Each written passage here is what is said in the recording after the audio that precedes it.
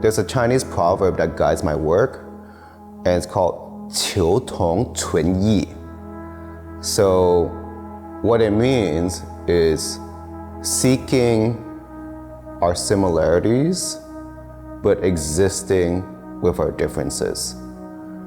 And that for me is the nutshell of what I strive to do, at least when it comes to solidarity building. So my name is Komodo. I'm a organizer of a queer Asian potluck called OSLA. It's an acronym for OSLA, which stands for Où sont les Asiatiques, also known as Where Are the Asians? I've been involved in a lot of different forms of community work in the past few years, but they've all kind of centered around queer Asian community. And so OSLA, Où sont les Asiatiques, started in 2021 during the pandemic, simply as a park gathering for queer Asians who wanted to find each other. I think during the pandemic, it was pretty difficult for a lot of people, but I know a lot of folks who were Asian identifying found it particularly difficult because of the kind of racism that they experienced, as well as isolation.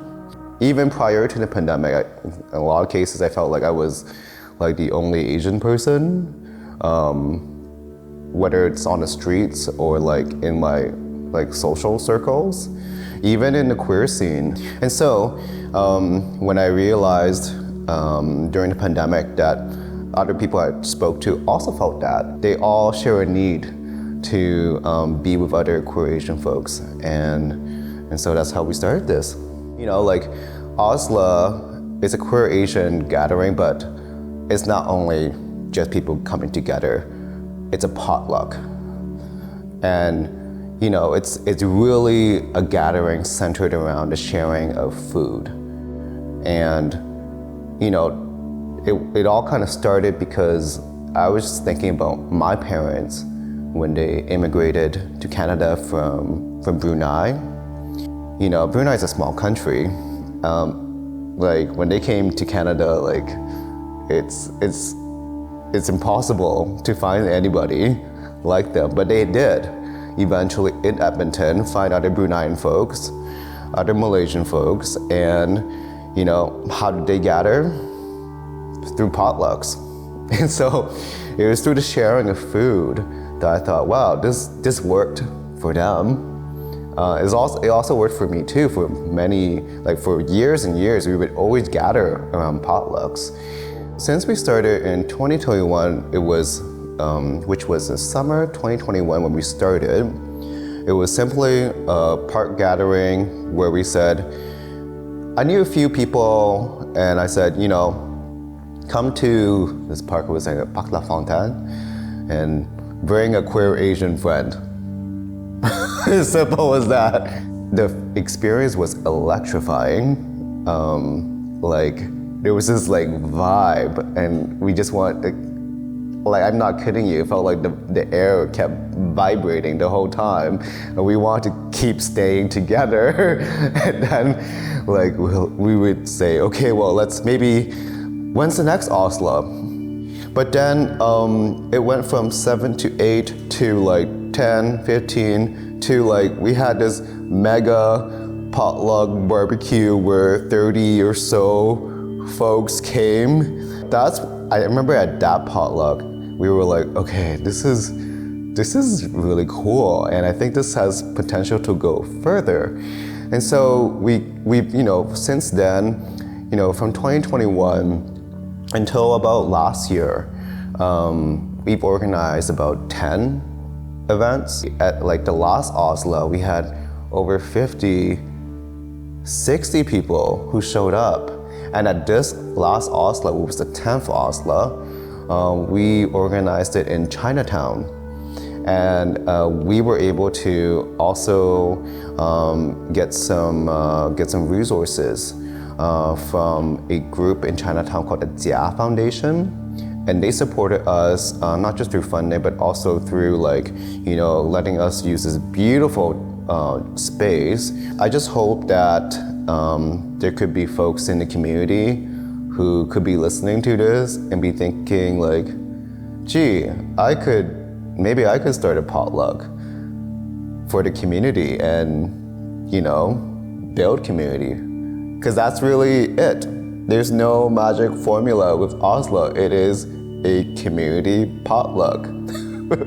The philosophy of Oslo is meant to keep it low key so that anyone who wants to step up can organize it, regardless of their level of organizing experience or resources, right? Because a big part of Oslo is not just the words being held or how many cups or utensils you have. It's the food, and it's the people who bring the food. It's not just Asian cultures. I think so many cultures around the world, the sharing of food is like a type of experience where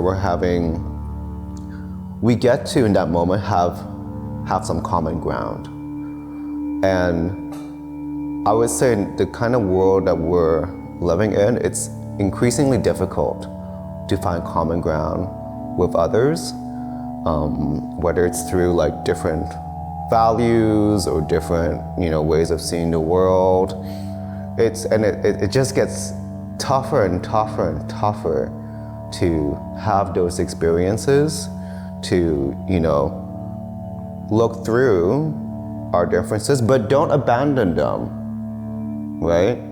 But look through our differences and to seek the commonalities in order to support each other. I'm a big believer that solidarity is going to be the thing that's going to keep us going. I feel for me to be able to share this now, I'm hoping that there could be Oslo number 11, number 12, number 13.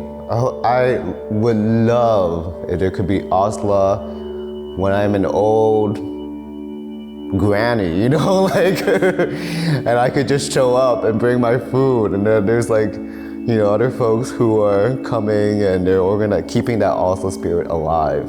I feel that mutual aid, getting involved in mutual aid, is like investing in your retirement plan for your future. Because you don't know where you're going to be, where so-and-so is going to be down the road, where I'm going to be. So in a way, I feel having community is so important, right? And you gotta have that connection, and you gotta have that sustained over time. Mutual aid doesn't happen overnight. It's very much a momentum thing. And so we were able to, over the course of the 10 Oslos that we organized, we've had some people who were really a really good fit and wanted to be involved, and through their involvement added their own colors to the event. It's something that needs to keep continuing. Mutual aid, in a sense, it doesn't always have access to traditional sources of resources like funding from organizations. It's really through the power of people-to-people connections. If we don't continue that, then that momentum could get lost. So, I really do feel that it's important to keep continuing, because it is a retirement plan for everyone.